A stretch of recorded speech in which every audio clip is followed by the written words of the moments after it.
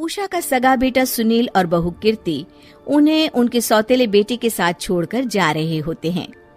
बेटा, तेरी जब कमाई बढ़ जाएगी कम से कम तब तो मुझे तू लेने आ जाना। हाँ हाँ माँ, क्यों नहीं। चलो भी, अब कितना लेट कर दिया है, टैक्सी इंतजार कर रही है बाहर। हाँ हाँ चलो। सुनील और कीर्ति चले जाते हैं और उषा उन्हें जाता हुआ देख उदास हो जाती है।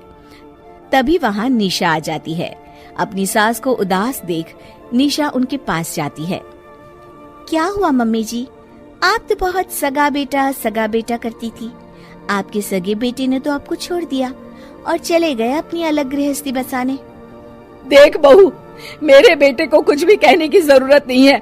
मुझे यकीन है कि जब उसकी तनख्वाह बढ़ जाएगी तो वो मुझे लेने जरूर आ जाएगा।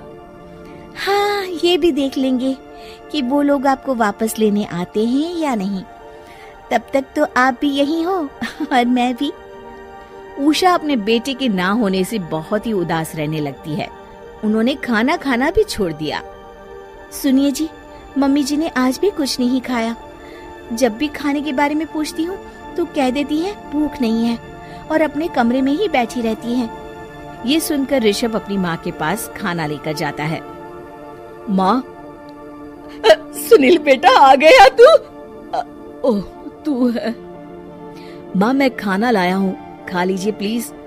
आप ऐसे भूखी रहेंगी तो बीमार पड़ जाएंगी। मुझे भूख नहीं है, ले जा तू खाना। ठीक है, फिर जब तक आप नहीं खाएंगी मैं भी नहीं जाने वाला यहाँ से। अरे तू क्यों जिद करता है? कहा ना मुझे भूख नहीं है। अरे मम्मी जी, आप खा भी लीजिए ना, ये कितने प्यार से आपको खिला रहे हैं, उसकी तो कदर कर लीजिए कम से कम। अरे तू क्यों बीच में हमेशा अपनी टांग अड़ाती है? ठीक है, लाओ दे दो। कम से कम खाने के बाद तुम दोनों तो इस कमरे से जाओगे। उषा खाना खा लेती है और ऋषभ और निशा ये देखकर खुश हो जाते हैं। चलो, कम से कम माँ ने खाना तो खा लिया। उषा एक दिन सुनील को फोन मिलाती है। हेलो बेटा सुनील, तू घर मिलने आ जाना बहू को लेकर। कितने दिन हो गए, बहुत मन कर रहा है मेरा। हाँ हाँ ठीक है माँ, ऑफिस में बहुत काम है, टाइम मिला तो आ जाऊंगा। सुनील फोन काट देता है। हेलो सुनील बेटा। सुनील की बात सुनकर उषा उदास हो जाती है। तभी वहाँ ऋषभ आ जाता है। माँ, ये देखो, मैं जलेबी लाया हूँ तुम्हारे लिए, तुम्हें बहुत पसंद है ना? उषा जलेबी देखकर बहुत खुश हो जाती है। अरे वाह, जलेबी ला दे। उषा जलेबियाँ खा रही होती है और ऋषभ अपने कमरे में चला जाता है। देखा मम्मी जी, आपका ये कितना ख्याल रखते हैं, और प्यार सगे और सौतेले से नहीं आका जा सकता। आपको उदास देखकर ये आपके लिए तुरंत जलेबी ले आए, यही तो प्यार होता है। ये कहकर निशा वहाँ से चली जाती है और उषा सोचने लगती है, शायद तू ठीक कह रही है बहू। उषा देखती है कि ऋषभ उसका बहुत ख्याल रखता है और उसे उसकी गलती का एहसास होने लगता है। एक दिन सुनील और कीर्ति घर पर आते हैं। उषा उन्हें देखकर खुश हो जाती है। और माँ कैसी हो? अरे बहुत अच्छी हूँ। ऋषभ और बहू मेरा बहुत ख्याल रखते हैं। वैसे मुझे नहीं लगा था कि तू आएगा बहू के साथ। क्यों, ऐसा क्यों लगा आपको माँ? बेटा, फोन पर तूने कहा था कि तुझे बहुत काम है।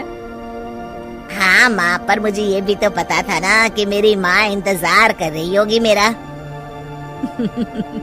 ना बेटा ना, मैं तो इंतजार नहीं कर रही थी, मैंने तो उम्मीद ही छोड़ दी थी। सुनील को ये देखकर अजीब लग रहा होता है कि उसकी माँ ऋषभ से अब बहुत अच्छे से बात कर रही होती है और उसके आने की उनको कोई खास खुशी भी नहीं होती है। अपनी माँ का ध्यान न पाकर उसे थोड़ी सी जलन महसूस होती है।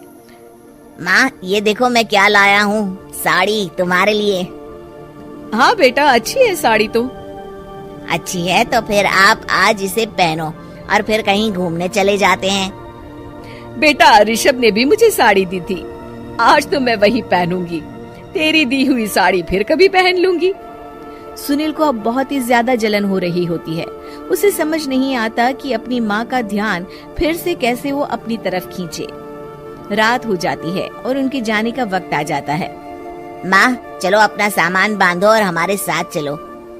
कीर्ति ये सुनकर चौंक जाती है। ये क्या कह रहे हैं आप? हम सासू माँ को लेने थोड़ी ना आए थे।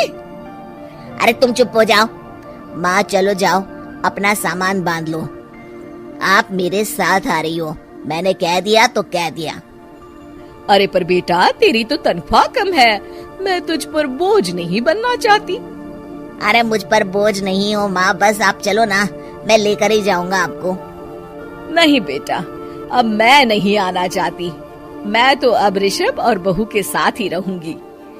ये सुनकर ऋषभ चौंक जाता है। ये क्या कह रही हो माँ? हाँ बेटा, मैं कहीं नहीं जाने वाली अब।